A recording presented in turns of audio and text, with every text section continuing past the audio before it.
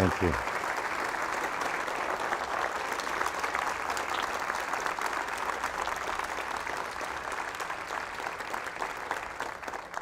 Thank you all.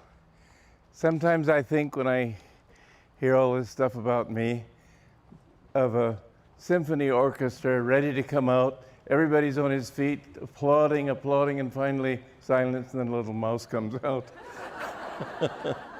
I'm nobody, I just don't count. I mean that sincerely. But you know, what I can say, yes, I have to say yes, I've done all these things, but I can say also, and very sincerely, that the only reason I've been able to do them is that I haven't done them. I remember I wanted as a young man to be a playwright and a poet. This was my mild ambition, but I wanted to share truth with people. And I woke up one morning to the realization that I didn't know truth. So why should I flood the world with my ignorance?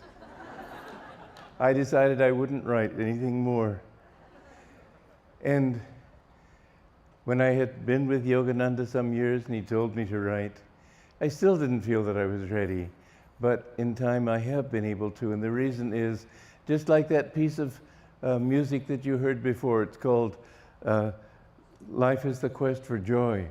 And I wanted a piece of music that would express all the human condition, the joy, the sorrow, the hopes, the ambition, the disappointment, the tragedy, everything. I thought, that's hopeless, it can't be. Then one day, I thought again, well, I can't do it, but maybe God can give it to it.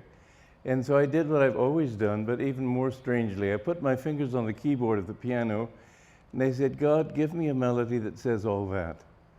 And my hands began to move. And that melody came out. Da da da da da da da da da da da da da da, and so on. It's a long one, I'm going to bore you with it. But I must say that it said what I wanted. And if I am here tonight, it is not to represent Swami Kriyananda. He's, as I said, nothing. But I have had the great privilege, honor, and joy of living for 3.5 years with one of the great men on this planet. And it is my privilege and joy to be able to share these things with you. And in fact, in my book, The New Path, what I have tried to do is present my life with Master, as I call him, in such a way that people would be able to say, well, I could have been there too. I want to include people. I don't want to say, I had that luck, poor slobs. I wanted to be able to say, this is something we could all have. Sometimes people ask me, do I need a guru? I say, absolutely not. You don't need a guru. But when you reach the point where you desperately want to know God, then you do need a guru. And this was my search. And I hope it will be the search of many of you here, God willing, all of you. But when I was a young boy, you might say, 13 years old, I was born in Romania of American parents, so I don't really know what I am, neither fish nor fowl. But I had this deep desire to know what truth is, to know why we are here on this planet. And I thought that if I can ever find this truth, I do want to share it with other people. I don't want to keep the whole cheese for myself. And I began by trying to find truth through astronomy, because I'd always been inspired by the stars and the beautiful expanses of space. And in fact, I remember somebody gave me a telescope, 18X, not very strong, and I looked at it, and I looked at the moon, and I was so thrilled to see all those trees on the moon until I discovered it was just the dirt on the lens. I didn't even have it focused, but still, my desire was to show, to understand how this vast universe came into being and why. And I was making a telescopic lens, and it fell off after 6 months of patient grinding and broke on the floor, and I sort of lost heart. So then I turned to politics, and I thought, well, maybe through a good system, we'll find what we're looking for. And I tried with, I didn't know anything about communism, but my idea of shared wealth and so on. And I realized that wasn't going to make anybody happy. And I tried it through music, and I tried it through art, and I tried it through all sorts of things. Business I didn't need to try because my father had been fairly high up in the Esso Corporation. I'd grown up with that, and I really didn't have any interest in that. I remember when I was 16, my father wanted to get me a tuxedo, and I said, "Dad, don't bother. I'll never wear it. In fact, I'm never going to earn enough money to pay income tax." Well, it turned out to be true. I met Yogananda not very long afterwards. I was 22 years old, and from then on, I've lived for God. But I didn't seek God, and you might wonder, well, why? How can you seek truth and not think about God? The fact is that every church I had been to just let me down. I asked of them a loaf, and they gave me a stone. I was very bitterly disappointed with what the churches had given me. I didn't like churchianity. I didn't like the thought that if you belong to this organization, this church, go to these Sunday services, then you will find God, you will find salvation. And what was salvation? Struggling for eternity in that little body? My God, what a hell. And I remember, I wanted, as I said, to be a playwright. And I remember I went down to Charleston, South Carolina. There was a theater there, and I wanted to learn stagecraft. And one night, I went out for a walk into the evening, and I asked myself, everything that I've tried to seek an answer to, it always comes back to that question, God. Then surely there must be some understanding of God that I'm not getting in the churches. And I asked myself, what is God? And the next question came up, who am I? I must be a part of him or I wouldn't be asking that question.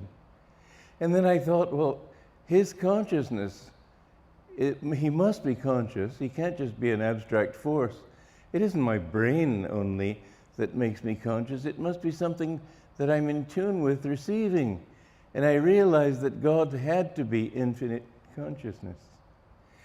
And I found, as I meditated on it further, walking through the night, that when I was happier, when I was more clear-minded, when I felt more in tune with the universe, it was when I was more in tune with my higher self.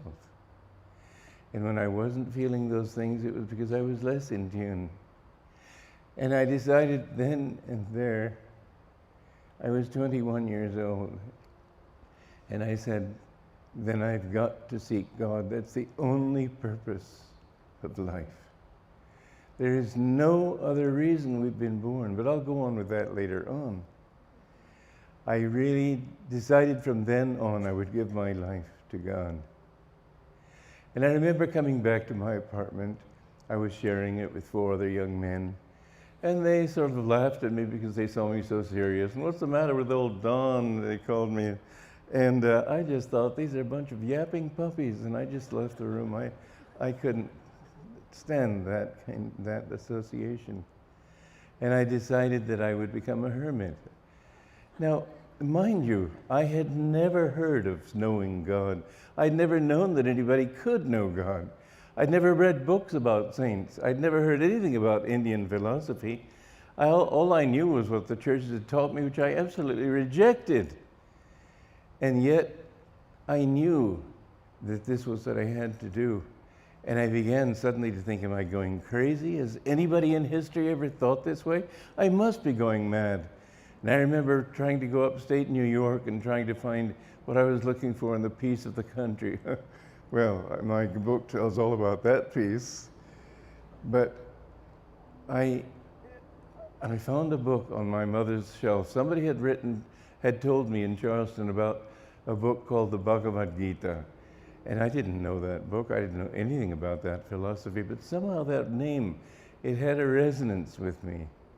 And I found a book on my mother's the shelves when I came back to her. We lived in Scarsdale, but she was living temporarily in White Plains. And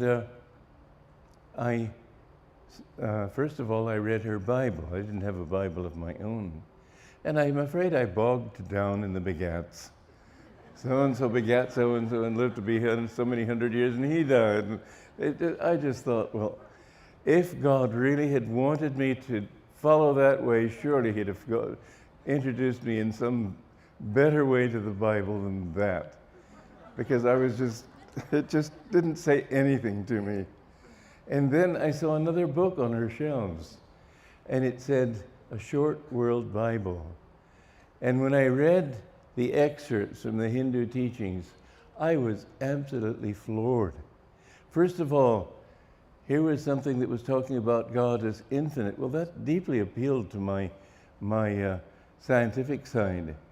God couldn't be just a man with a long white beard or a judge waiting to condemn people to hell. It couldn't be that. He must be something more. And this infinite. But then it also said, God is not, you can't limit him.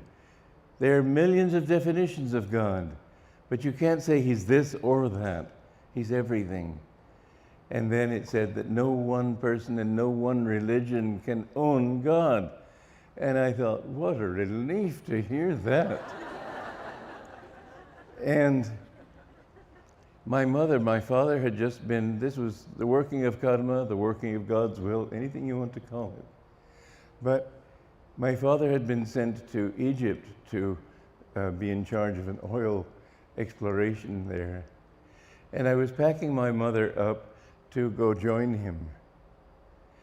And the day I put her on the ship, that day, I walked uptown New York and I found autobiography of a yogi.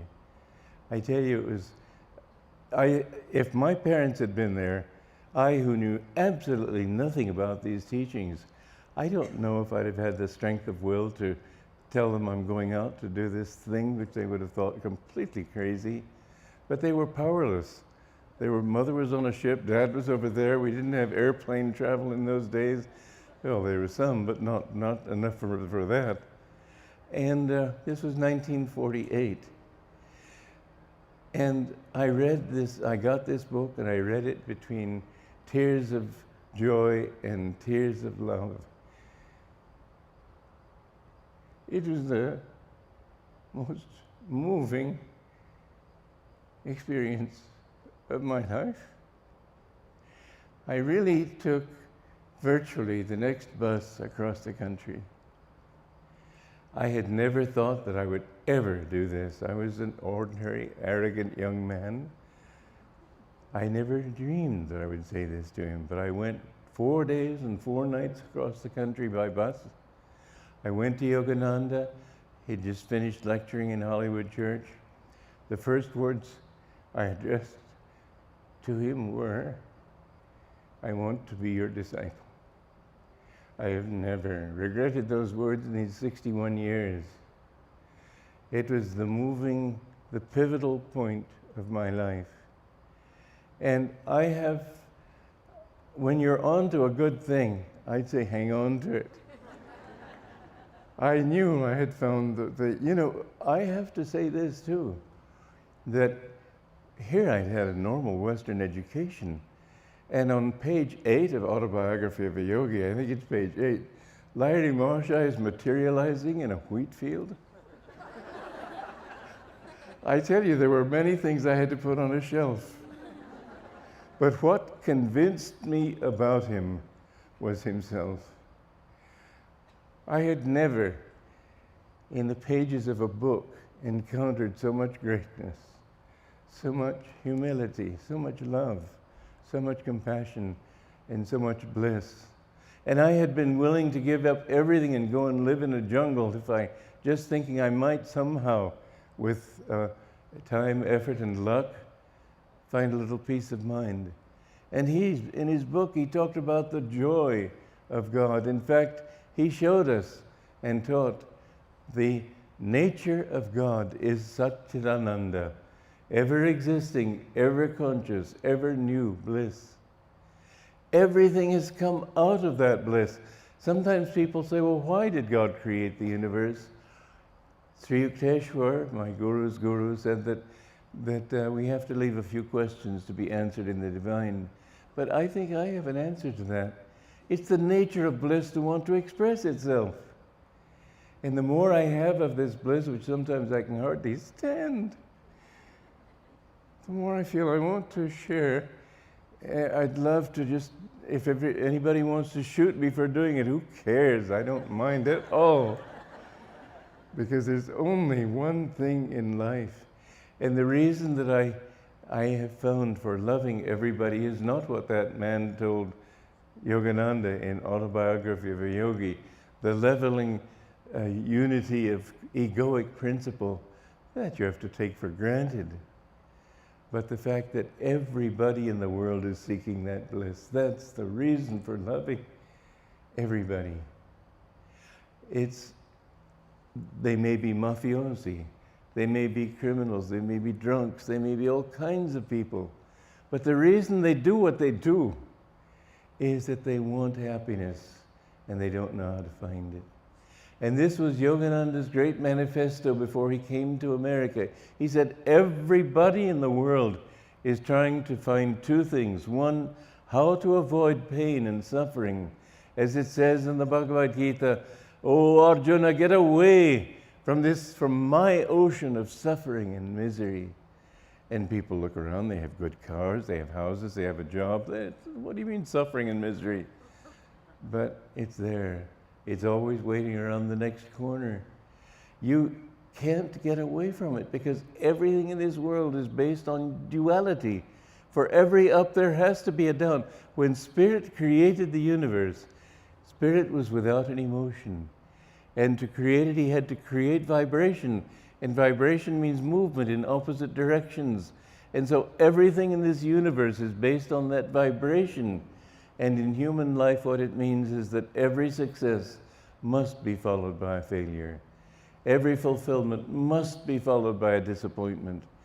Every pain that people find, that people endure, has to be followed by a joy. But it's always up and down. And the soul reaches the point where finally it says, I've had enough. I've worked all these lives trying to find a fulfillment, thinking I'll find it in this thing, that person, this place, whatever it be. And I haven't found it yet. You know, the sum total of all human effort is and cannot but be zero. It's a leveling thought, isn't it? When you realize that it's all for nothing. But it really is. I mean that literally. There's only one way out. And the beautiful thing is that in all of human society, you find people who become great in one way or another, great scientists, great singers, great musicians, great artists, great businessmen, whatever. Ask them, are you happy? Somebody asked Howard Hughes just a week before he died, are you happy? Nah, I can't say I'm happy.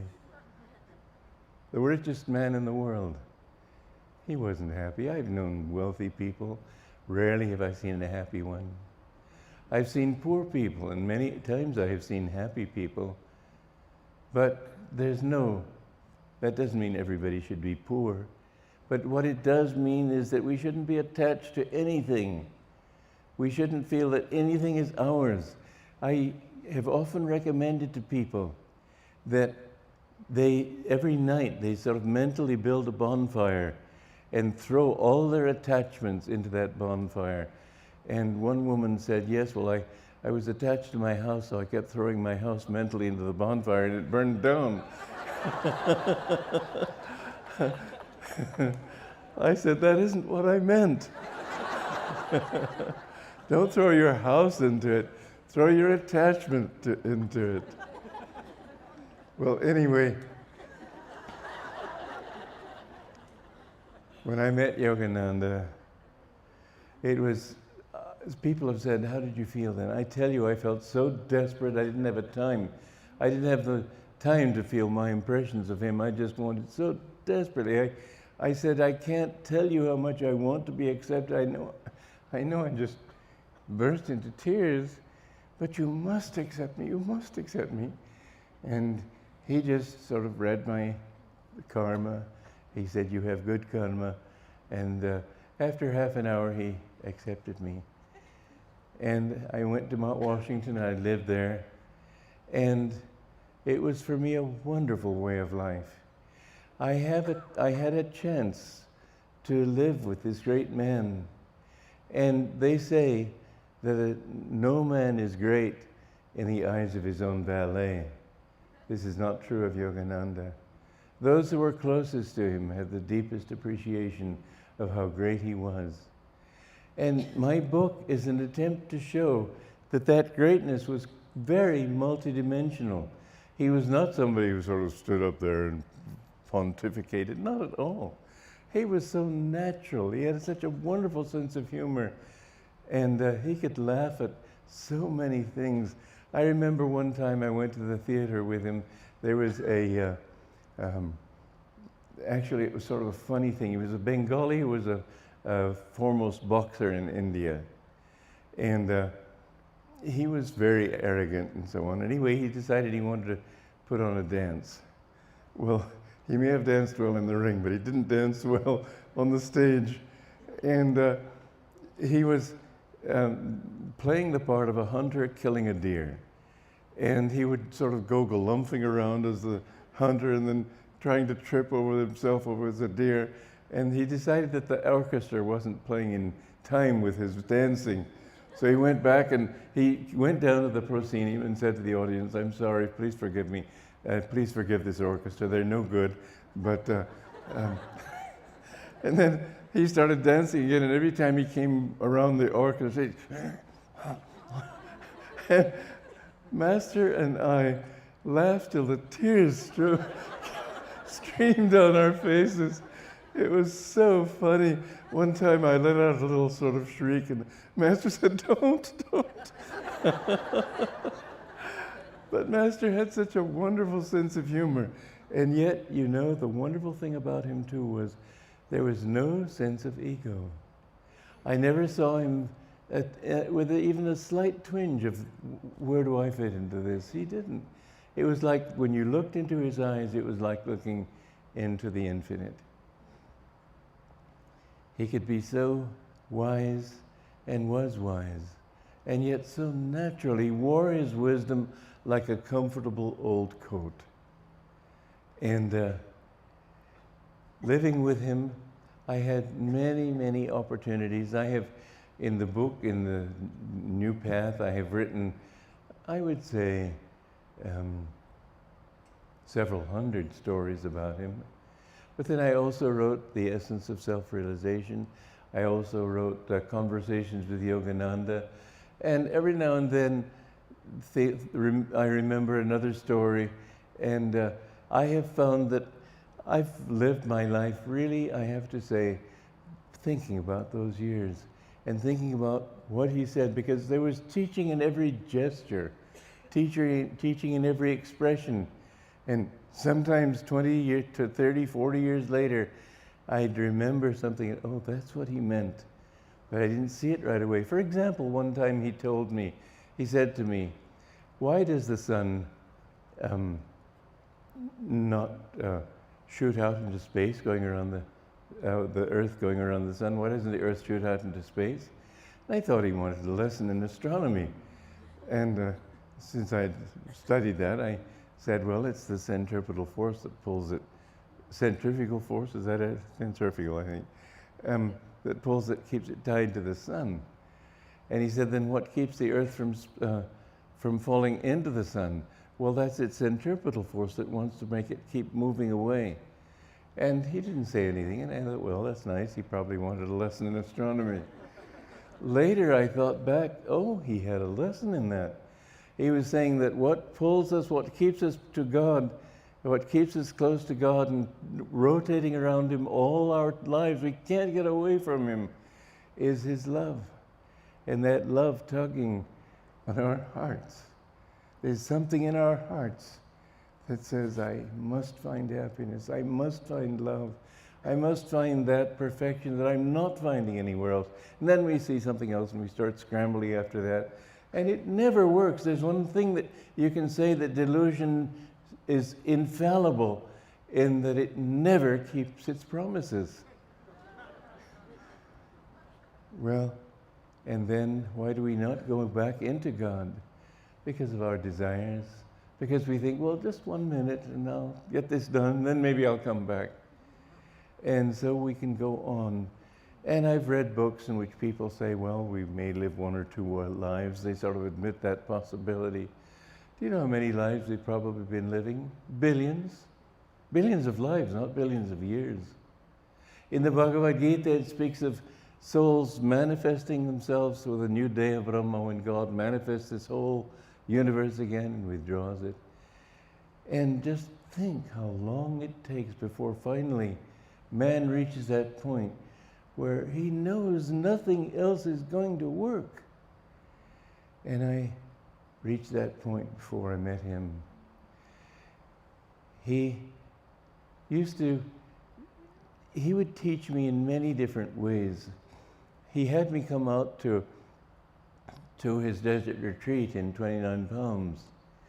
And I worked with him there. It was interesting, I'd been with him. See, I was only 22 when I came to him. And I came in September, on September 12th, in fact. And in October, he was already having me come out there, and he was having me present while he was dictating teachings and so on. He was giving a lesson on Kriya Yoga. And I had never had the initiation. And you can imagine I was really lapping it up. And he said, say, Walter, he called me Walter, say, Walter, you haven't had this initiation. No, sir. I already had heard enough to know what the technique was.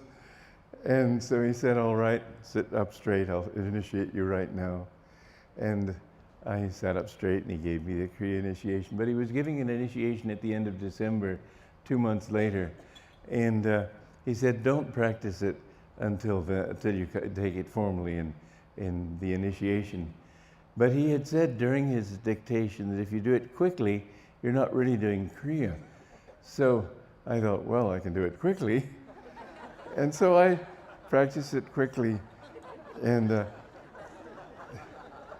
we had the long all-day meditation before we were to get the initiation. So I said to Master, could I practice Kriya during the meditation? He said, yes, but do it slowly. He knew every single thought I thought. It was absolutely amazing. One time I was in Beverly Hills, and I was supposed to do a demonstration of the yoga postures, and it was for a Jewish bar mitzvah. I'm not Jewish, but I did the yoga postures, so they asked me to come and do them. And so afterwards I got talking to one of these psychiatrists in Beverly Hills. Well, you can pretty well bank on their being thoroughly materialistic. And he was, I tried to convince him by telling him of a few miracles I had observed. And I could see him mentally saying, I have time for this patient Wednesday at 11. And Master would often have me serve lunch to his guests and then have me demonstrate the yoga postures afterwards and so on. Then after they left, I would often sit with him and he would talk. And about 2 days after that experience in Beverly Hills, the guests had left and I was sitting at the table with him and he said, oh, by the way, when you're with atheistic people, don't talk about miracles. I said, you knew? He astounded me. He said, I know every thought you think. And it was true. And here I'm only one disciple. How anyone could have that degree of consciousness where he could know the thoughts of every person. It was staggering to me. Living with him, I had to completely revise my understanding of what it meant to be a great human being. There was no greatness in his self-presentation. There was just greatness in the fact that he was so completely humble that there was no he there. I know one time somebody was talking about he'd written something in the Gita interpretations about when you attain God, you remember that you were all these different things, but when you find Him, it's as if God had become you and then become God again. That's all it was. And somebody tried to tell him that, well, but you're the one who's saying this, you must be great. He kept saying, why do you say me? He didn't want anybody's attention coming back to himself because he was a window. I remember one time at Mount Washington, I had an office. I did office work there, but I was in that little outhouse outside the main building, and my room was there, and I could see through the window beautiful flowers and plants and so on. And sometimes in my work I would look up and rest my eyes and then go back. And one day there was a very heavy rainfall, as you know you can have in Los Angeles, and the window became splattered with mud. And I couldn't enjoy that scene anymore because of all these mud splatters. And if I'd been a woman, I'd have gotten out there right away to clean it. But being a man, it took me a couple of weeks. But I did get out there, and I cleaned it. And then I remember stepping back from the window and saying, oh, what a beautiful window. And then I laughed. I realized I had thought it was beautiful because I couldn't see it anymore. I could see through it. And that's what Yogananda was. There was no obstruction of ego there. What you are seeing, what you saw through him, was God himself. Man is only a little window onto God. And we are all, if we have any beauty, it's like the clouds at sunset. When the sun shines on those clouds, they become beautiful. But those same clouds after the sun sets become gray or even black and no longer have that same beauty. And so as long as we're in tune with God, we shine. But if we forget Him and live a worldly life, people's consciousness, it's amazing what God can do or what man himself does with 2 eyes, a nose, and a mouth. The variety, it's incredible. And yet I have known people whom I knew very closely and intimately. When their consciousness changed, I couldn't recognize them. We are only instruments for the consciousness. And it's really very interesting to sit and just watch the crowd go by and see so many different states of consciousness, so many desires, so many attachments, so many ambitions, so many hopes, all the things that are there. It's really quite a lesson. But the most important lesson of all is that we must understand that we are not that. We are a part of Him. The goal of life and the supreme goal, you know, I hope to create a new Swami order. I would like to have a periwinkle blue instead of the orange. That's a long story and I'm not going to go into it in depth. But I would like to give a positive emphasis to renunciation. It's not just giving up this and giving up that, it's embracing everything. And I would like married people, if they have reached the point beyond of not having children and wanting to live temperate lives, that they could be Swamis too. I would like to see this order sweep the world. I would like people to feel, whether they live in a spiritual community or not, that they can declare to the world that they have dedicated their lives to God. I bet you that in this room and in this city, why is it that Los Angeles has so much spiritual consciousness? It does. You can feel it when you come here. And yet you see so much goofiness too. Well, I say people show their goofiness in the things they're interested in. I don't show how goofy I am when it comes to mechanics. I'm not interested in mechanics. Wouldn't know how to fix a car at all. All I know about a car is that it's a magical thing. You propitiate it by turning the key. If the motor is pleased, it'll turn over. And so I start driving. But this is something, there's a tradition that in ancient times, this was a very spiritual center. And Master said to me that Los Angeles, I consider the Benares, the holy city of America. And it's a blessing, really, to live here. But you must take that blessing seriously because there is a lot of glitz, a lot of outwardness. I know that. I lived here for 10 years. But that search for God, I believe it's more latent here than anywhere else that I've been. And yes, I have lived in India for several years. I live there now. I'm trying to create a community there now. But there is something that really warms my heart in this city, because I feel that there's so many people who really want to know what it's all about. Those are the people, Jesus Christ said, "Who is my mother and father and brother and sister but he who knows, who loves God?" And that is what life is all about. Everything else is a waste of time. But every little effort that you make to seek God will be your raft over the ocean of delusion. Now, I can say this. I mentioned earlier that who needs a guru? But I said also that if you really want God, you do need a guru. I know, I tried so hard to change myself. It was like washing a dirty shirt. And a bubble gets over here and you try to push it down and it comes up over here. And so you find a fault that you're trying to work on and you work on that and suddenly another fault comes up. And it's an endless task. But as it says in the Bible, and the Bible is a great scripture, the teachings of Jesus Christ are as great as the greatest scripture in India. But they're not greater. This is the great mistake people make, trying to compare. I will never say my guru is better than your guru. It's all God. Everything is God. We must have that generosity to see that whoever loves God is our brother and sister. But when we seek Him, then we find that that truth it can be expressed in so many different ways.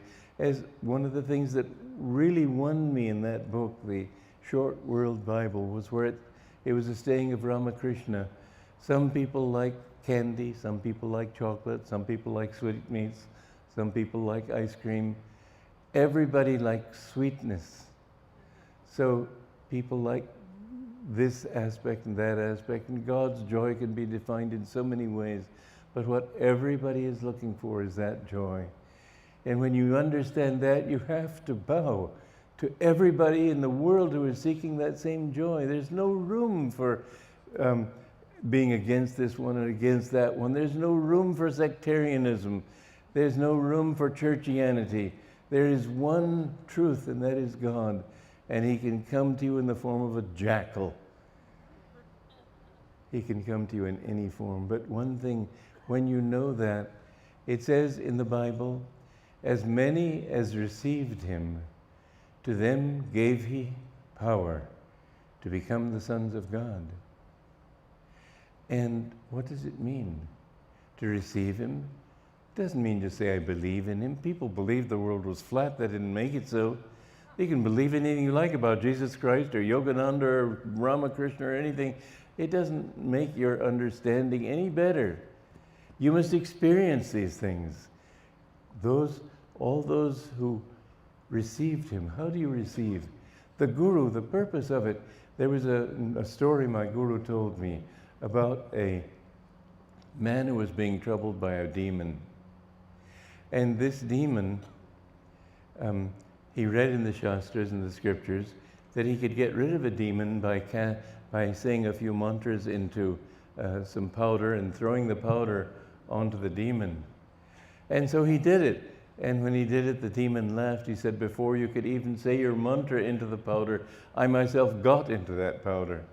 And my Guru used this as an illustration to show that the ego with which you try to banish this delusion is already infected with the disease of delusion. You can't get out of it. If your desire is to know God, if your desire is to get out of the ego, if your desire is to find freedom, then you do have to have a guru. I can at least say for myself, and maybe I'm less talented and less intelligent and less all kinds of things than other people, but I couldn't have gotten anywhere if I'd gone to that jungle and tried to meditate. I didn't know what it was all about. But it wasn't only his teachings. There was something more. It was a transfer of magnetism. You know, as a magnet, if you put it next to an unmagnetized piece of steel, that unmagnetized steel will become magnetized. How? Because all of its molecules, which sort of are canceling by being directed in haphazard ways, all of them become directed in one way. And you have the power of the universe right within your own body. But because your desires, your tendencies, and so on, samskaras, take you in so many different directions, you hardly have enough strength to get out of bed in the morning sometimes. My guru used to say that in 1 little gram of flesh, there is enough energy to keep the city of Chicago burning in electricity for 1 week. We have tremendous power. But until we can learn to direct all that energy and all our aspirations in one way, then it won't be ours. And so, in the presence of a guru, I remember one time, just as a little example, how he was talking to some of the monks about potholes that needed to be filled in the driveway at Mount Washington. And I wasn't involved in that work, so I had my eyes closed. It was hard for me because every time he talked to us as a group, he would always look at me, and I said, I wish he wouldn't look at me. I just want to meditate and feel his presence, but he always did. But this time he didn't, and I was closing my eyes, and I can't tell you the waves of bliss that just came over me.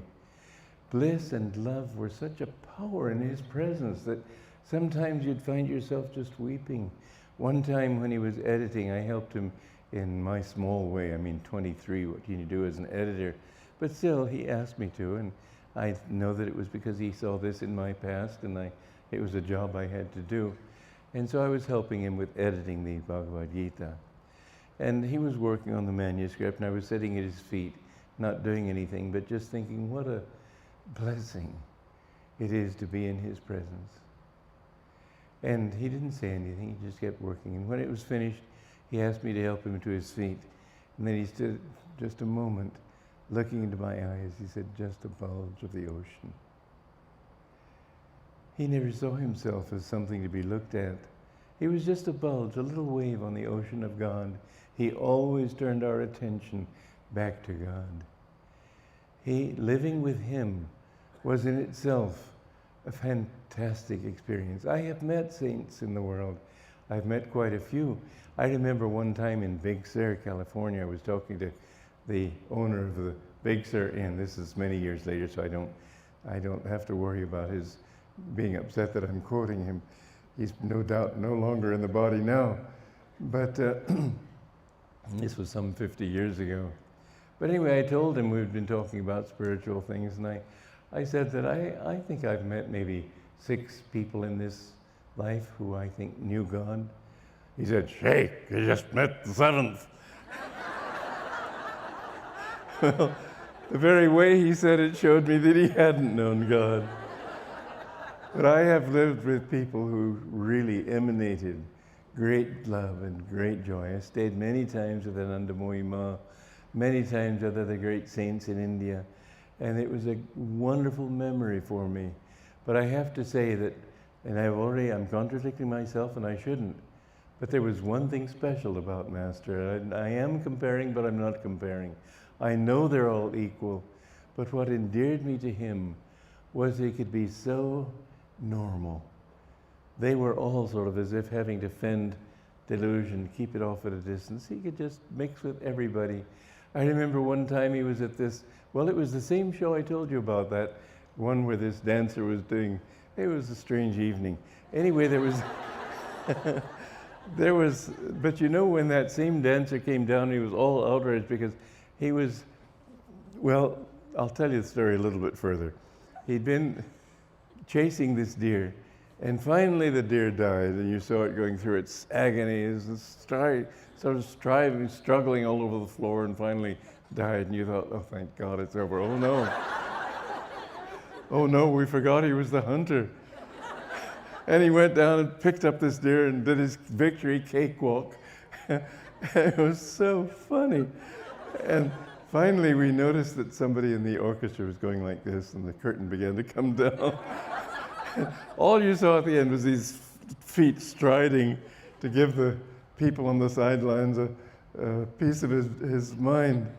And afterwards, Master, he was talking and spluttering in outrage, and Master was very loving toward him and said, it's okay, and he tried to calm him. But there was one man in the group there, not a disciple, just an Indian who had been having a little bit too much, let's say, or perhaps you would say he knew no pain. Anyway, he was embracing Master like this, like an old drinking buddy. And there was a Bengali disciple there who made some deprecating remark about his condition. Master said, don't. He had respect for everybody. There was one man, he came into a hotel, and this man was drunk. And when he saw Yogananda just walking across the lobby, he came up to him, embraced him. He said, hello, Jesus Christ. And Yogananda, with dignity, said hello. And he saw that this man was obviously, again, feeling no pain. And he thought he would just give him a little touch of bliss. And he did. And this man reared back and said, hey, well, what are you drinking? Master said, I can tell you this, it has a lot of kick in it. But he was so natural and so human, and yet so perfectly human, and that was the thing that absolutely amazed me. He didn't need to be off in the woods. He didn't need to have this mask of austerity to keep people somewhat at a distance. He could be anywhere because he was, okay, this is what it says in the Bhagavad Gita. Whenever evil increases and virtue declines, I incarnate myself on this planet as an avatar. An avatar has a very special meaning. It's wrongly understood nowadays. He and his avatar as an actor or something. That's not the right meaning. An avatar means this, that when you have attained freedom from ego, when you understand that everything that you're doing, God does through you. And that is really what the path is all about. That's what I want to emphasize in my monastic order, because I've met too many swamis who are very egotistical. The ego is the first thing we've got to work on. We've got to eliminate this thought of being pleased when things go right or when people praise us, and displeased if people insult us. It's all the same. It's all just a part of God's dream. But when we have achieved that state and attained, Master said to me once, remember, you won't be completely free until you have attained nirvikalpa samadhi. Complete freedom from the ego, complete freedom of delusion. But then he said, then the real work begins. And in fact, one disciple of Ramakrishna said that I used to think that once you attain nirvikalpa samadhi, the work is finished. He said, it's only just begun. That's no joke. Then you have to go back over all your lives. You perhaps as a pirate, you as a businessman, you as a famous chef, whatever it might be, and release the karma of each of those lives. Realize that it was God acting through you who did everything, because God has dreamed this entire universe. We don't exist except as a part of His dream. But because we've somehow defined ourselves by this body, and we carry around with us this burden of self-definition, so we become more and more limited in our bodies. But you're no different from me. You're no different from the people sitting next to you. We're all one. It's like the flames in a burner on a stove. Each flame looks separate, but all are manifestations of that same gas underneath. And so when you've attained that freedom from realizing that you're not that little flame, you're the gas itself, the bliss itself, really not gas, but formless. Formless, absolute. But then when you have finally released all the karmas of different lives, Master said to me that of the saints in Autobiography of a Yogi, the only ones who were completely free were Babaji, Lahiri Mahasaya, Swami Kriyananda, and two of Lahiri Mahashai's disciples, the saint with two bodies, Ram Gopal Moshamdar, and Swami Paramhansa, the saint with two bodies, as he's described in Autobiography of a Yogi. He told me he had met one other liberated soul in, he was a disciple of Ramana Maharshi, Sri Rama Yogi. And I got to spend 4 days with him. It was a very blissful period in my life. But this freedom, all these other great saints, and they were great saints, and in fact they have everything that Master had, any master can have, but they still had that little burden of past karma. And I said to Master, well, can't they just say when they've attained that state that they're free? And he said, yes, you can say that, but many of them don't want to because they take this as an excuse to come back and help their disciples. So those great saints are not less great for having been Jivan Muktas, not so at all. But that freedom, once you've attained freedom from everything, first of all, you're a Jivan Mukta, which is to say that state of freedom while living, freedom from the ego. But once you've attained Param Mukta, Siddha, that perfect state of absolute freedom, you have no karma, and you merge into God. Sister Gyanamata, who was Yogananda's most advanced disciple, I remember after she left her body, he said, I saw her merge back into that watchful state. And she didn't have any desire to come back. She'd suffered enough. And most people, there's a story that Ramakrishna told too, about 3 men who left a village. And they went outside this village and they saw a high wall. And they wondered, well, what could be on the other side of that wall? And they figured, well, the 3 of us, we might be able to get one person up there, and then he can tell us what's over there. So they managed to get one up on a stand on a rock, and then somebody else got up on his shoulder, and he was able to get up onto the top of the wall. And he looked down on the other side, and he clapped his hands joyfully and jumped down, and the others waited, waited. He never came back. And so the second one said, well, I promise I'll come back and tell you. So anyway, they found a stump, and the one man stood on that stump, and the other one got on his shoulders and was able to pull himself up to the top of the wall. And as he stood on that wall, he said, oh, he clapped his hands gleefully, jumped down on the other side. He never came back. And this third one said, I've just got to know what's there. So he found a trunk, and he leaned it against the wall, and he was able to clamber up this trunk and finally get on top of the wall. And he saw on the other side the most beautiful garden he could possibly imagine. And his only desire after that hot, dirty, dusty city, village rather, was to jump down and just enjoy. But then he thought of all those villagers back home who didn't know about this garden. Although they could find it easily, they didn't know anything about it. He's never heard of it either. And so he said, let me wait. Let me not enjoy it completely. Let me come back into this world. And he went back to the village and told other people about it. Well, there are most people, when they attain that state, they've suffered for so many incarnations. They've been through so much trouble and pain. I asked my guru one time, have I been your disciple for thousands of years? He said, it's been a long time, that's all I'll say. I said, does it always take that long? He said, yes. Desires for this and that take them away again and again. But when you've reached the point where you know this is what you want, God will test you. He won't make it easy. This is not a path for sluggards. But when you really are serious, when you know that nothing possibly can work for you, and unfortunately, you would like to think that people would seek him for love only, but there's always that little thing, maybe I can find it in fame, maybe I can find it in money, maybe I can find it in this woman, in that woman, in this man, in that man. And it goes on and on and on. I remember him telling Mr. Quaron, who was the head of our center in Mexico City, I lost touch with you for a few incarnations, and now I've found you again, but I'll never lose touch with you again. And every now and then, Quaron would say, you remember your promise, Master? And the Master said, no, I'll never lose touch with you again.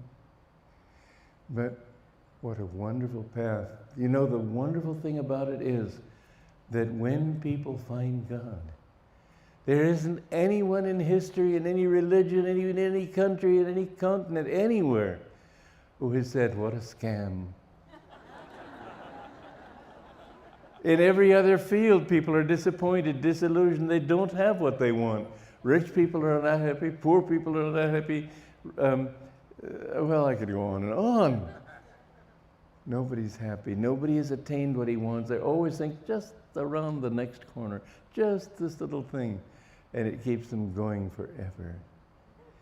But once you've found that, then some great souls, and this is what Yogananda was. It says in the Bhagavad Gita, whenever vice increases and virtue declines, I incarnate myself as an avatar on this planet, and I bring these things back to mankind. I punish evil, not evildoers, mind you, but evil. And I bring virtue back onto its seat again. And this was the role of Yogananda in this life.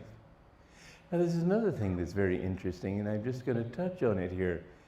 But Yogananda told us something that I could hardly believe. He said he was William the Conqueror in a past life. And I thought, my God, I was raised in the English system. And in England, they think of William the Conqueror as one of history's great villains.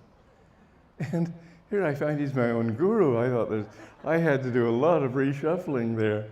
And I've made a study of it. And in fact, I asked Catherine Van Houten to do research. She's a very good researcher, and she's just finished a book. We have a readers only edition here, but 2 souls and 4 lives. It's very interesting. I myself have to say that I think, and this book does a very good case of proving it, that I was his youngest son, Henry, in that lifetime. And he too doesn't get the good end of the stick at all. People think of him as, well, first of all, he was the least known king in England. His only purpose was to finish his father's mission. Secondly, they think of him, you know, when a person doesn't have any personal motives, he doesn't want anything from anybody, people say, well, come on, everybody's got a motive. If you're not going to talk about what yours are, frankly and openly, that can only mean that your motives are dark. And so people who have no wish except to help other people, they often get accused of having deep, dark motives of hurting people, taking from people, getting rich. I was on a TV show, on a radio show many years ago, and here in Los Angeles, in fact, and I had put out a record of my songs, and the interviewer was saying, well, why did you write these? I said, well, I'd like to raise the money to build a retreat so people come. So you can make a lot of money, huh? What are you going to do? I don't make any money at all. I don't take royalties from my books. I just don't care about it. But this is how people are. This is how they see. Anyway, Catherine, why don't you just come up if you can? Where are you? I'd like you to meet her, because she's a very good researcher, and she wrote this book. And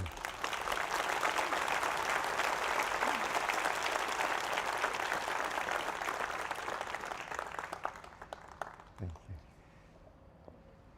And I really think it's a blockbuster. Because it gives you an understanding. William the Conqueror, although he had to be strong, because those were a dark age. I remember Master, he was very impersonal too.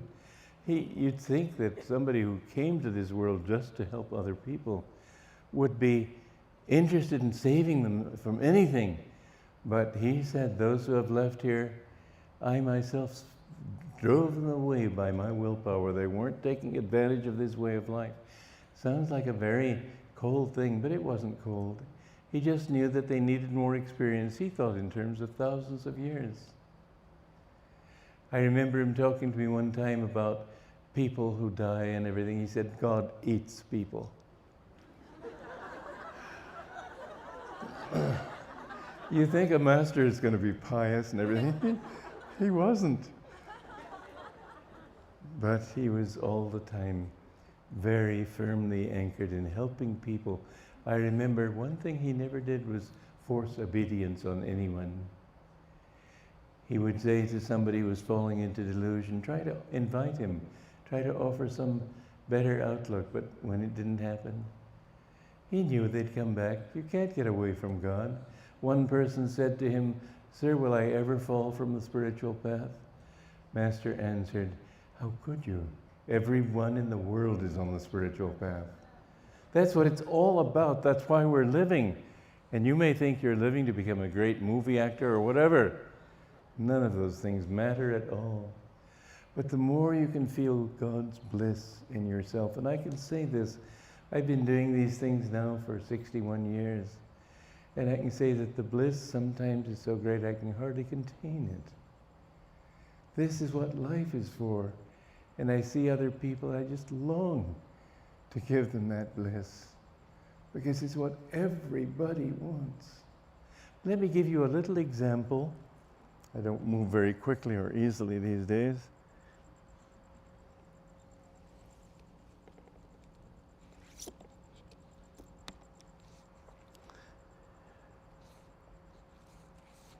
Of a conversation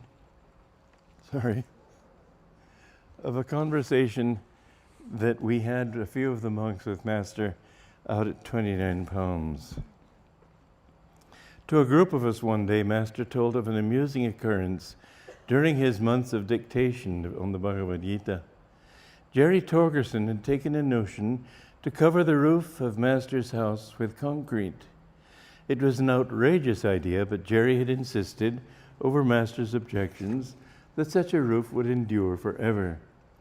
I then told him to finish the job right away, Master continued, but Jerry said, "It will be all right. I know what I'm doing." Master was laughing. First he put tar paper down on the roof, then he nailed chicken wire over it. At this point, the roof was a complete sieve. Hundreds of nails were sticking through it. "Hurry up," I urged, but Jerry saw no reason to rush things. Well, presently a huge storm came. Pots and pans were put out frantically in every room. Water dripped everywhere. The house was like a shower bath. But there were two rooms in which no water fell, my dictation room and my bedroom. Forgive me if I sit down now. This old body is sort of a...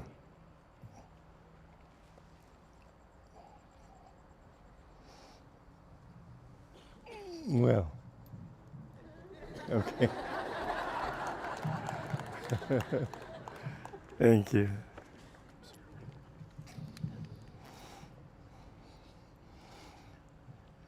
The roof over these two was as much a sieve as over the rest of the house. But Divine Mother didn't want my work to be interrupted. Only at the very end of the storm, one drop fell into a bucket in the dictation room and another one onto my bare stomach in the bedroom as I lay relaxing on the bed. That was Divine Mother's way of having a little fun with me. Jerry, who was present, said, "I'm sorry I'm so stubborn, sir." "Well, that's all right," Master spoke consolingly. "I attract stubborn people."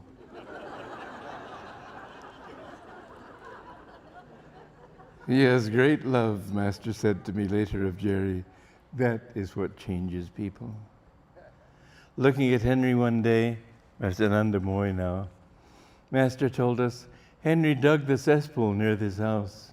He kept digging all day long without ever stopping to see how far he had gone. By evening, to his surprise, he found he had dug a deep hole. That, Master went on approvingly, is the way to seek God. Continuously digging without looking to see how far one has come. Then, suddenly one day, he will see, I am there. One weekend, Mrs. Harriet Grove, the leader of the SRF Center in Gardena, California, came out uninvited with James Collar to see Master. Not knowing where his retreat was, she found it by pure intuition.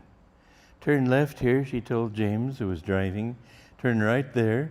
Then suddenly, "Stop, this is it." And so it proved to be. "This is the afternoon," Master told her when she arrived, "that I usually go out for a ride in the car. But I knew you were coming, so I stayed home." "Master," James said that weekend, "I have such a great longing for God. Why does he take so long in coming? Ah, Master replied with a blissful smile. That is what makes it all the sweeter when he does come. Such is his romance with the devotee. Sir, said Debbie, a boy from Calcutta, anxious for a taste of such longing, give me the grace of devotion. You are saying, give me the money so I can buy what I want, but I say, no. First you have to earn the money. Then I will give it to you so that you can buy what you want. In the evenings, Master exercised by walking slowly around his retreat compound. Generally, he asked me to accompany him. He was so withdrawn from body consciousness on those occasions that he sometimes had to lean on my arm for support. He would pause, swaying back and forth as if about to fall. I am in so many bodies, Master remarked to me one day as he returned slowly to body consciousness. It is difficult to remember which body I am supposed to keep moving. Boone visited 29 Palms for a short time. Accompanying Master and me one evening on our walk, he asked many questions concerning spiritual matters. You shouldn't talk to me when I'm in this state, Master said finally. The deepest wisdom, he was implying, is beyond words. It must be experienced in the silence of inner communion. But when he did speak, his words during those days were filled with a wisdom rarely to be found in books. At such times he would remind me, write my words down. I don't often speak from this level of impersonal wisdom. More and more from this time onward, he began to speak not as a humble devotee of God, but as one whose consciousness was saturated with the ultimate realization, Aham Brahmasmi, I am Spirit. One evening, Master was doing energization exercises by the garage with Boone and me. Boone asked him about a certain saint who had appeared to him once in Encinitas. Who was he, Master? I don't know to whom you're referring, Master replied. It was out in the back garden, sir, on the bluff above the ocean. Well, so many come, Master said. I often see them. Some have passed on, others are still on this earth. How wonderful, sir, I exclaimed. Why be surprised, Master replied. Wherever God is, there his saints come. He paused a minute or two while he did a few exercises. Then he added, Yesterday I wanted to know about the life of Sri Ramakrishna. I was meditating on my bed and he materialized right beside me. We sat side by side holding hands for a long time. Did he tell you about his life? I inquired. Well, in the interchange of vibration, I got the whole picture. After Master's passing, the first part of this conversation was published, along with many other sayings I and others had recorded, in a book of his sayings called The Master Said. Laurie Pratt, the editor, changed Master's words here to read, Wherever a devotee of God is, there his saints come. The problem with her version was obvious. I too, after all, am a devotee of God, yet I make no claim to have been so pestered. Tara was concerned lest readers, Tara was her monastic name, Tara was concerned lest readers fault him for a seeming lack of humility. In fact, I learned in time that his way of speaking to us monks tended to be more impersonal than it was to the nuns. I can assure the reader, however, that what he actually said was, wherever God is, there his saints come.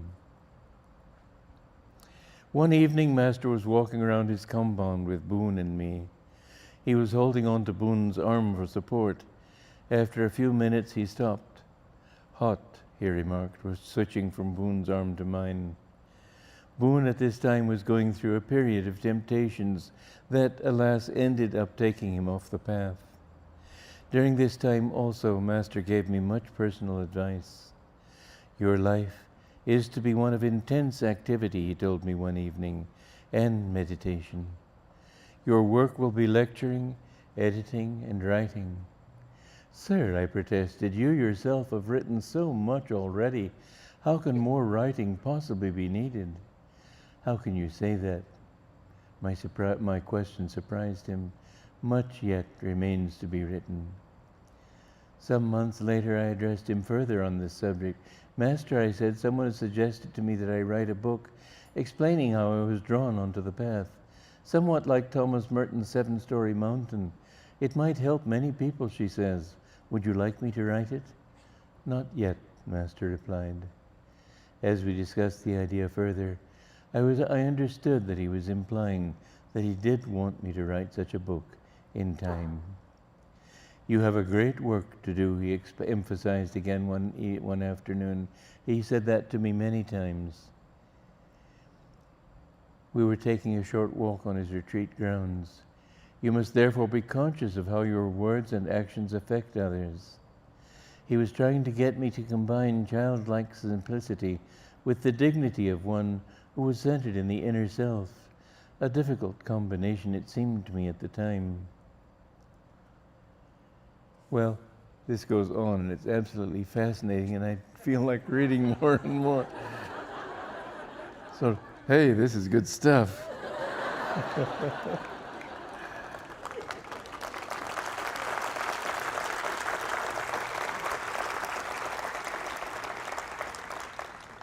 But I remember one time out of the desert, he said, everyone except Saint Lin, that was the name he had for Rajarshi Janakananda, every man has disappointed me.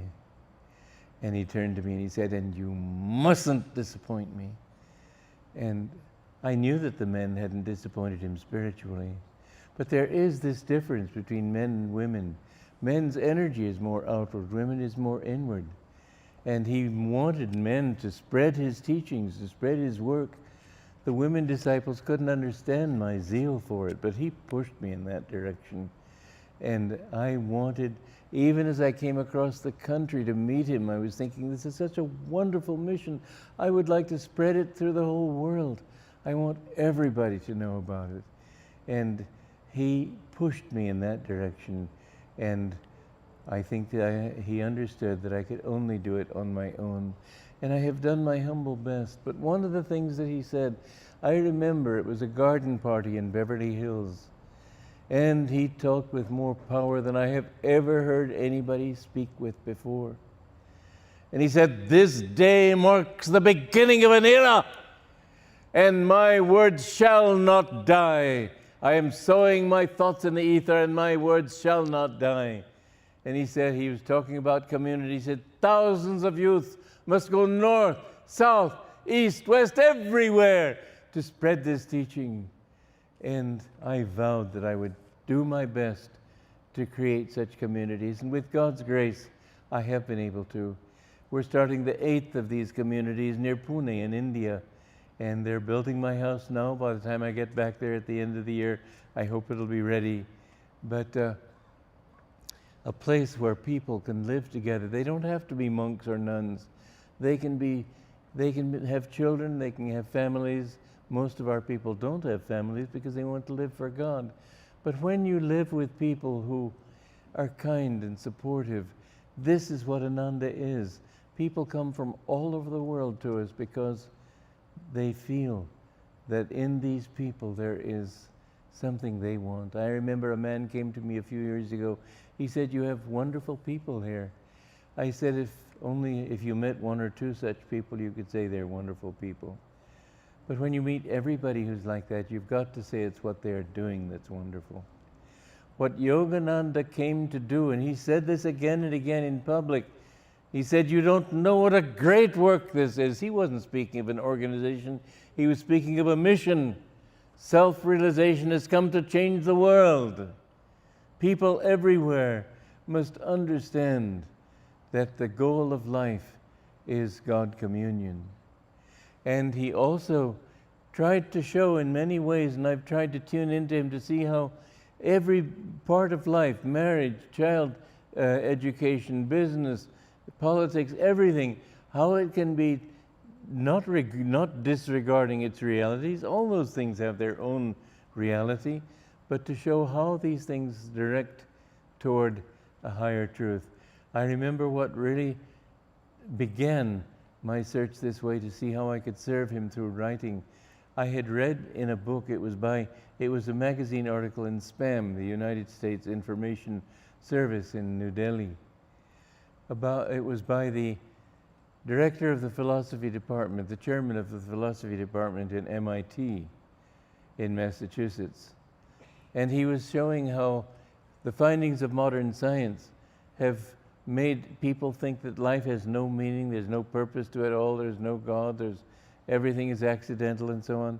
And I had had these teachings of Master, and I said that I can see clearly that every one of these doubts that people have expressed, there's an obvious answer to it.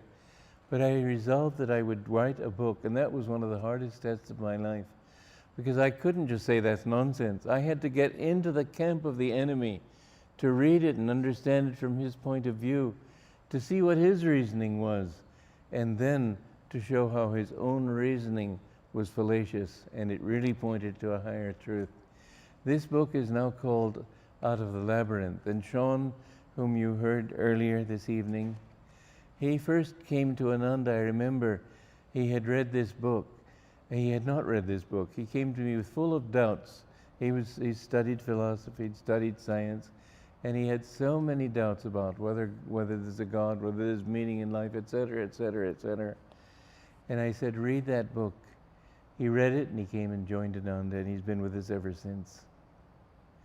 These teachings are so deep, but that book was a hard book to read, to write, because I had to get, as I said, I had to go into the camp of the enemy, suspend my own devotional beliefs, and it took me years to write that book. But I think it's one of the most important books I've read. Please do read it. It's not easy, but once you've read it, I think your horizon will be much, much broader.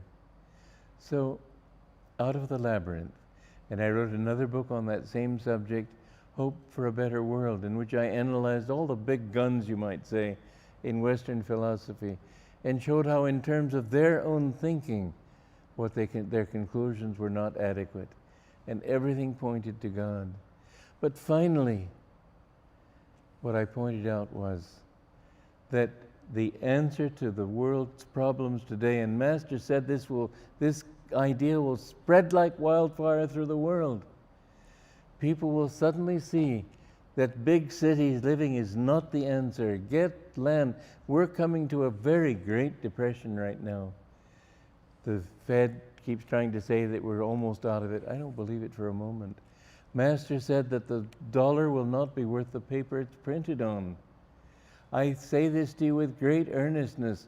If you can't join Ananda, if you can't start an Ananda community, take a few friends, go out and buy land in the country, grow your own food, learn to live simply, because everything that you see today here, freeways and everything, it'll all be gone. It's not going to last.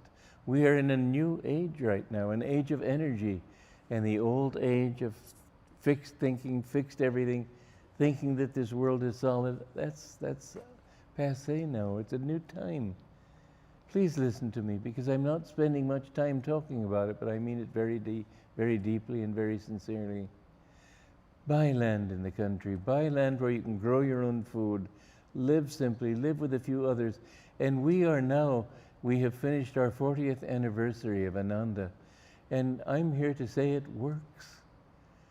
And it's so wonderful to see that everybody around you is supportive of you. If somebody needs help, they're all there to help them. If somebody's in the hospital, they're all there to help them with money, with funds, with whatever. It's the best insurance, if you want to look at it from a practical standpoint, the best insurance you can have. The insurance companies will be going broke, but this, when you have a group of people standing together, they're the best insurance possible. Well, I can't go on. I'd keep you here all night if I were to pursue my enthusiasm that way. But remember, and I'd like to finish by reading the last chapter of this book.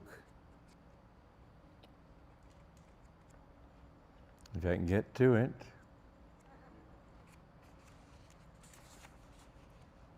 The final goal of life isn't communities. It isn't anything except, as I read here, Paramhansa Yogananda taught us above all that the true goal of life is union with God, devotion, self-offering, self-surrender, oneness in bliss and divine love. These are the entire purpose of life. I remember one day when Master played a recording for a small group of us by a famous singer of Bengal, Kanti Ghosh. It was a devotional song, Pashan Hoy, and I'll read you the English of it. How long will you remain, Mother? A stone image before my gaze. Set fire ablaze in your eyes and come to me dancing all over creation. O Mother, divine energy fills the universe with your flowing hair, garlanded by thoughts in all minds, dancing, dancing. O Mother, free me this day, this very moment, from delusion's bonds. Countless lives have I lived apart from you. At last now, bring peace into my body temple. I don't remember all the words, and I'm not conversant enough in Bengali to understand many of them. But I remember Master telling us afterwards, as I was listening, I too was dancing over all creation. Man's relationship with God is intimate and infinitely dear. What I've hoped above all in writing this book has been to convince you, dear reader, to live more deeply for God, to love Him so completely that you become wholly absorbed in Him. God hears our every prayer. Of all aspects of the divine, that of Mother is the sweetest. As my Guru once said, Mother is closer than the Father. I too prefer to pray to God as my Divine Mother. And I can testify to the truth of what my Guru told us. When you pray to her, she will answer. How often have even my trivial requests been answered? Like the so-called, well, this was something I mentioned earlier and I have to quote it, so I won't go to it. One needn't be formal in prayer. Indeed, God should be approached as one's own dearest friend and beloved. Many years ago, another example, I felt that Divine Mother wanted me to return to India. I had been absent from there for 10 years, but now I had enough money saved to go back and stay there for about 2 months. Shortly before my scheduled departure, I was driving my car into San Francisco when the engine threw a rod. I realized I'd have to trade in this car for a newer one. This need, however, placed me in a dilemma. The money for my trip was all the wealth I had. Should I trade in my car and buy a new one? Or should I keep my money for the trip Divine Mother wanted me to take? I've always tried to reconcile faith with common sense. Ananda village is located in the mountains, far from urban conveniences. A car is, for me, a virtual necessity. I wouldn't be able to stay long in India. Without a vehicle, I'd be virtually stranded upon my return. What should I do? I asked Divine Mother for guidance. I knew of no place in which to sit quietly and tune in. All I could think of was to have a quiet lunch with a few friends in a downtown restaurant. No guidance came.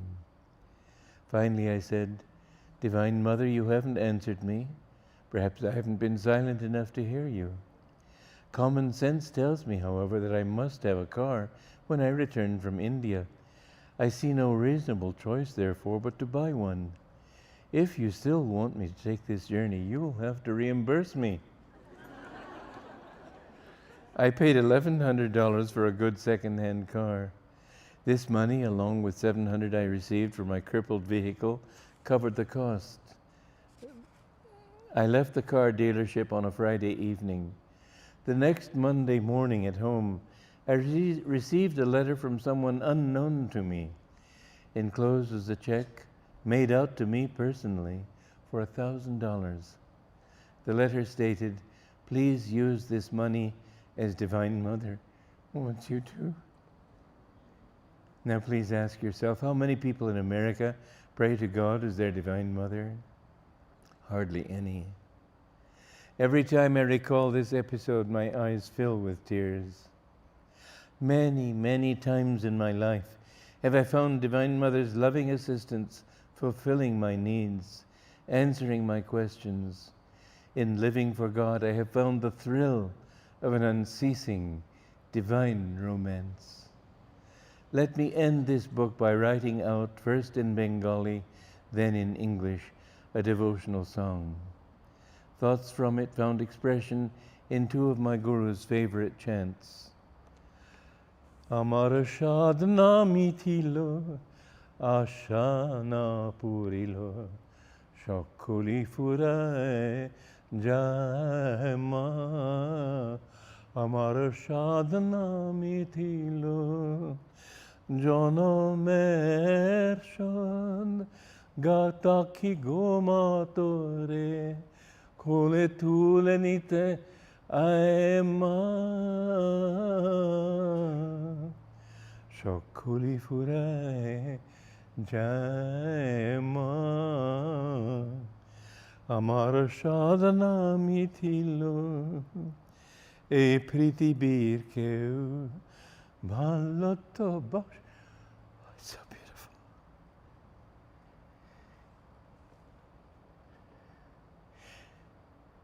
Forgive me. Bhalo to bashe na, it's so beautiful.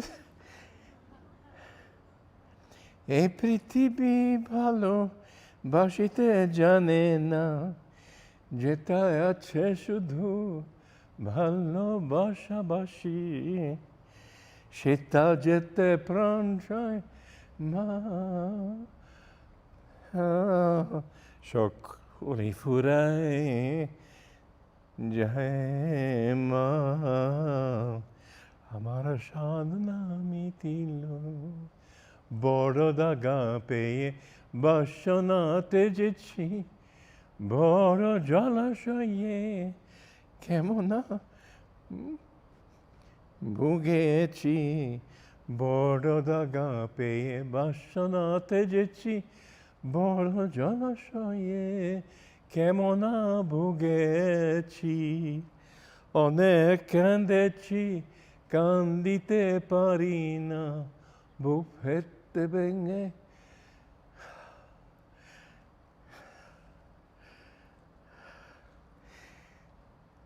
বুক ফেটে ভেঙে যায় মা, মা। সকলি ফুরায় যায় মা। আমার সাধনা Mithil. My desires have not yet been fulfilled. My hopes not yet realized. Oh, Mother, my earthly dreams have all fled away. Once more I call out from the pain of my heart, Mother, take me on your lap. Oh, Mother, my earthly dreams have all fled away. In this world, Mother, who is there that truly loves? In this world, they do not know how to love. There where true love is, there alone would my heart dwell forever. Oh, Mother, my earthly dreams have all fled away. Long, long have I called you, dearest one.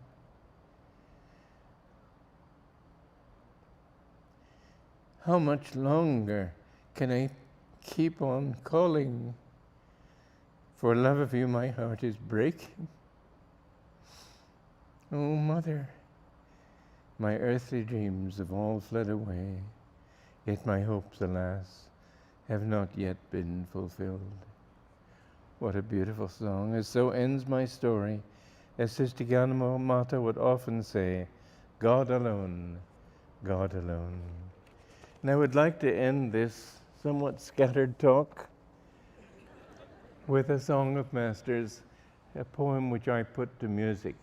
And would somebody bring the tambura here and I'll sing it. God, God, God. And you can join me in the refrain. Where is Claire? I trust something's going to happen here. I feel terribly embarrassed, but I just can't help it.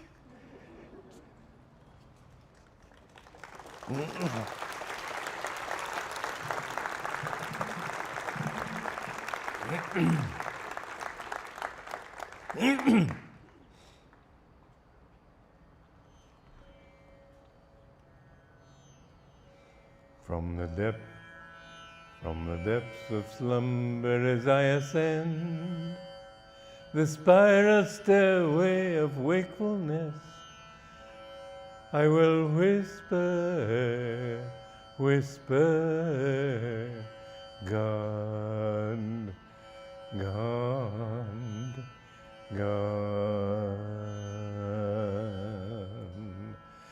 Thou art the food, and when I break my fast of nightly separation from thee, I will taste thee and mentally say, God, God, God. No matter where I go, the spotlight of my mind will ever keep turning on thee. And in the battle din of activity, my silent war cry will be, God, God, God. When boisterous storms of trials shriek, and when worries howl at me, I will drown their noises, loudly chanting, God, God, God. When my mind weaves dreams, dreams, with threads of memories, on that magic cloth will I emboss, God, God, God.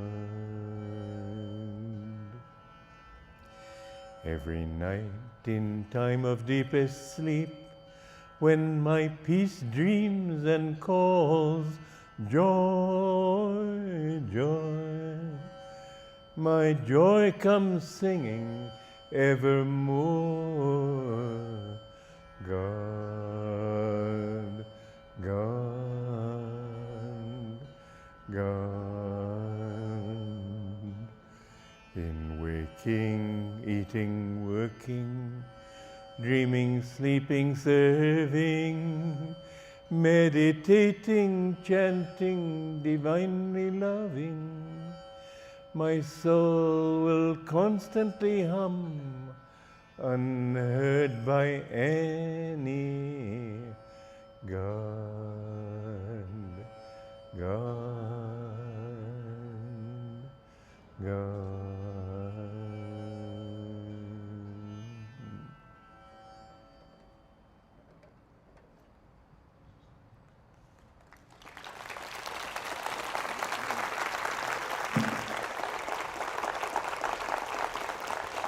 God bless you all, friends.